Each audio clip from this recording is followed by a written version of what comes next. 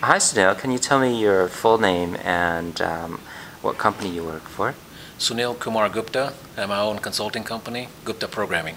Great. What do you specialize or work in terms of industry within SaaS in your consultancy? I I had a strong interest. I specialize in the pharmaceutical industry. Take pleasure in developing products into market, spending the time working with the clinical data, working with large pharmaceutical companies, and seeing it to completion. Some of these things take many years, but mainly in the pharmaceutical industry. But I've also had clients in other industries where they're working with large amounts of data, so entertainment, sales and marketing, health economics. So wherever there is a use for SaaS, for managing the data and summarizing and doing some analytical type work, that's where I have a strong interest in.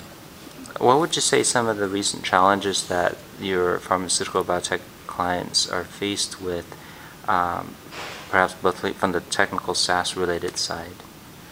I think during this time they're going through extra pressure to produce more with limited resources. Everybody is watching their budgets, so they're looking for ways to increase productivity. So what does that mean?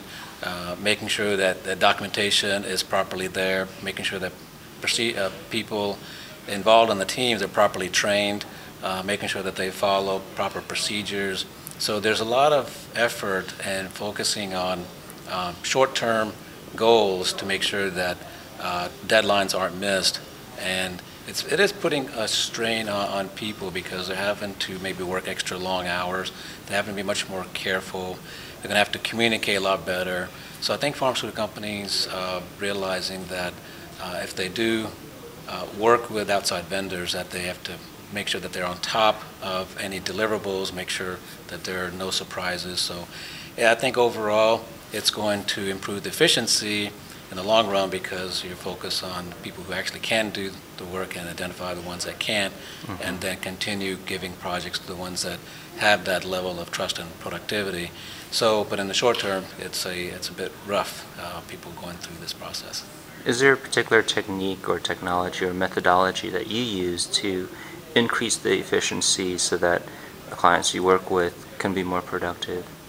I think what I generally try to do is some of the techniques that I've developed. I hate to reinvent the wheel, and so what I do is I'm big on providing documentation, simple examples, realistic examples that I know have worked in a production environment, and I package that with documentation so that I can use that and I can build onto my documentation and use that as a reference, because as programmers we focus on task that needs to get done, and so we're very good, we can get that done, but then with time going by, with several weeks or months, we may forget that bit of knowledge, that bit of expertise we knew at that time.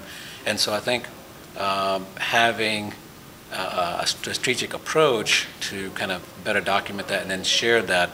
One of the things that we're doing with one of the clients I'm working with now is having a weekly training session, because people can benefit by sharing issues that they've encountered.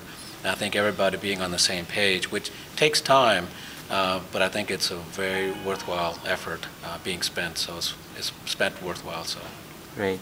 Now that we're at WUSS 2010 here in San Diego, is there any particular trends or talks or presentation that you've attended that you particularly like or notice about what's being presented here?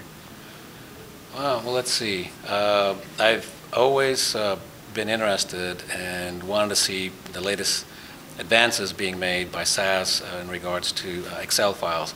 I see a lot more activities going on. Some of the clients I'm working with, they do so much, not necessarily them doing so much with Excel, but their clients using Excel to the extent that I have never seen before.